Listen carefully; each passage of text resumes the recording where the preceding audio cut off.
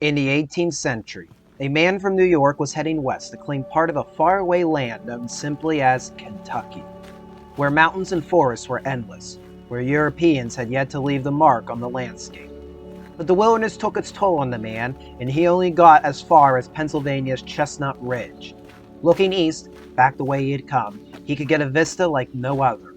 All the whispers of the land he sought was right before him. He chose to lay roots on a knob facing this vista. He called it Kentuck Knob.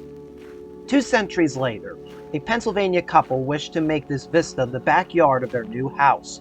But rather than obstruct the view, the architect chose to entrench the home right into the side of the knob.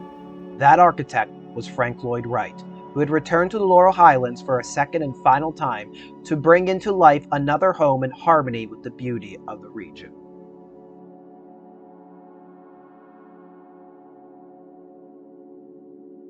The Wright masterpiece of Chalk Hill began with a partnership, but not one between architect and client, but rather a business venture between two men. Isaac Newton Hagan, known better by his initials, was the inheritor of a regional dairy company.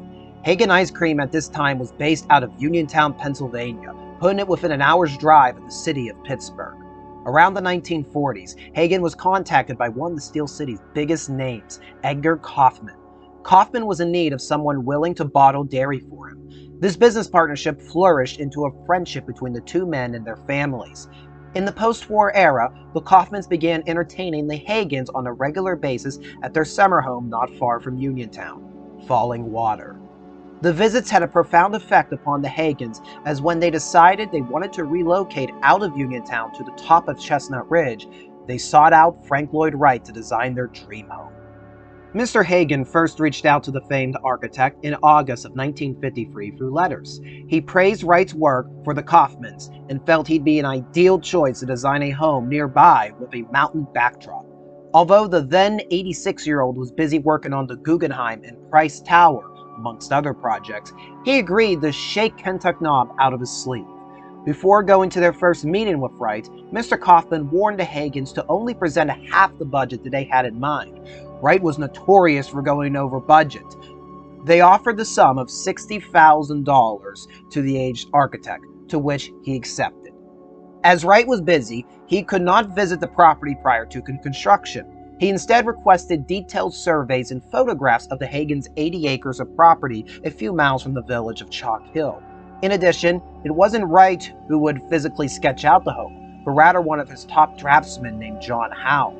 Planning for the home took place over the course of 6 visits between Wright and the Hagans between the summer of 1953 and spring of '54. Initially at Taliesin, but as the winter set in, their visits shifted to Taliesin West in Arizona.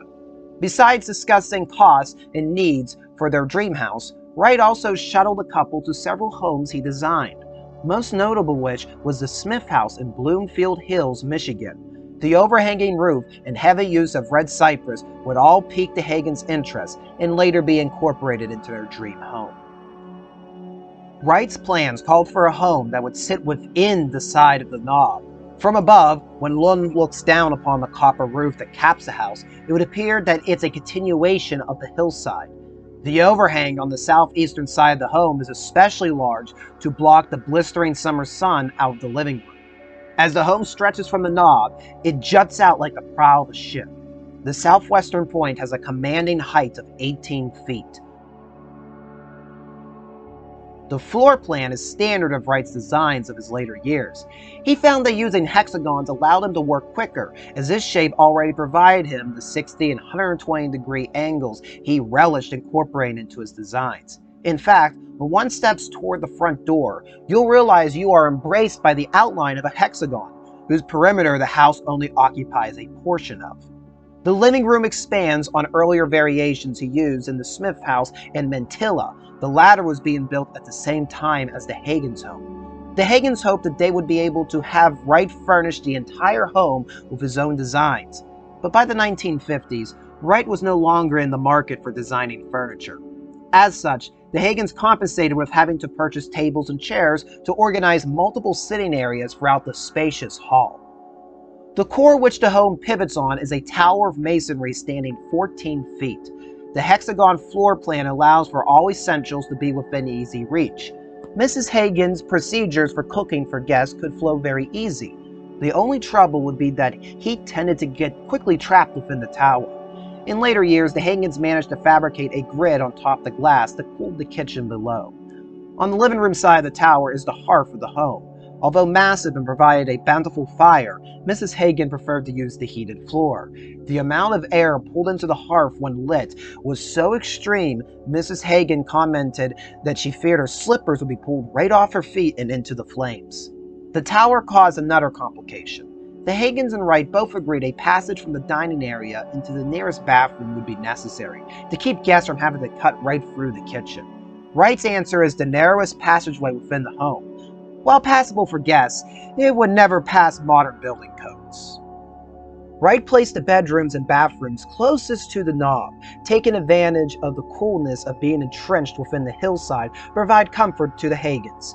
2 guest rooms are created out of dividing a hexagon, while the master bedroom is at the very edge of the home. Plans being finalized, the Hagans now needed to find someone willing to bring Wright's blueprints into existence. But for contractors in the Pittsburgh area, the name Wright brought to mind impractical houses that somehow floated above waterfalls. When the Hagans approached longtime acquaintance Herman Keyes, he declined to work on a Wright project. But after much persuasion, Keyes changed his tune and went to work orchestrating the necessary supplies to raise a home on site. The red cypress that's iconic with Wright would be on full display at Kentuck Knob. The timber was shipped to Pittsburgh for processing, then to Uniontown for final work before being brought to the Knob. Within the overhang of the terrace, craftsmen carved hexagon skylights. The dental mold took 2 years to complete.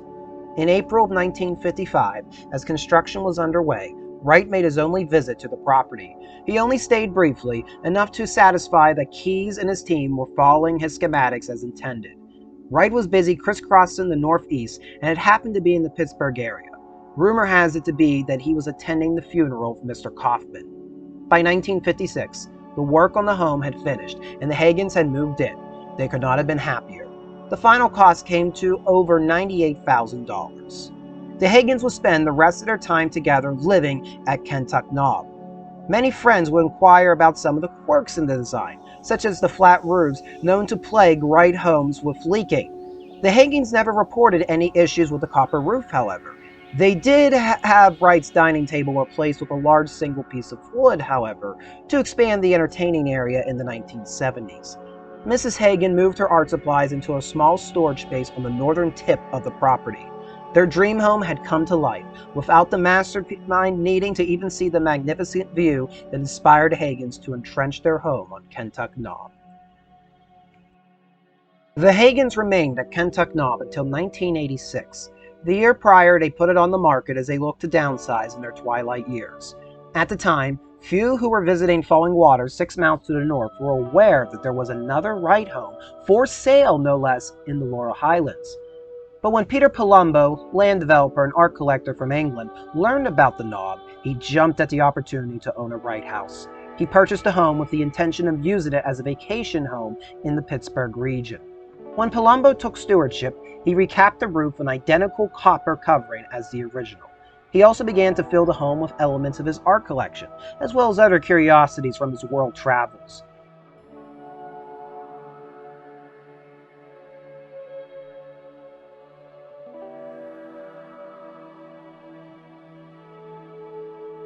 He and his wife Hyatt spent 10 years visiting the retreat on Chestnut Ridge, each time dropping off another piece of Lord Palumbo's collections.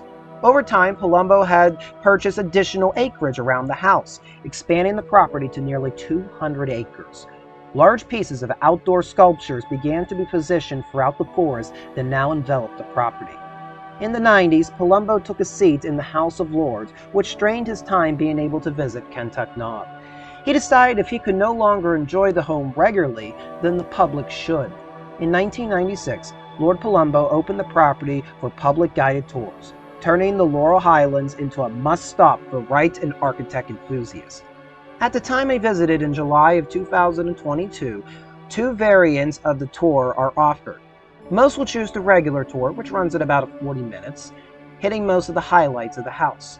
But if you want to fully appreciate history and beauty of the house and property, there are 2 in-depth tours a day.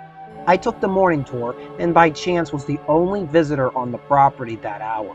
It was an intimate experience I'm unsure many others may get the chance to have. Both tours ended with the option of a short hike down the knob into the visitor center, where you will have the opportunity to get a taste of Hagan's famed ice cream. Many come to the Laurel Highlands for falling water, but all who make the climb to the top of Kentuck Knob agree that the Hagan's house has all the comforts and beauties to make it a home for everyone.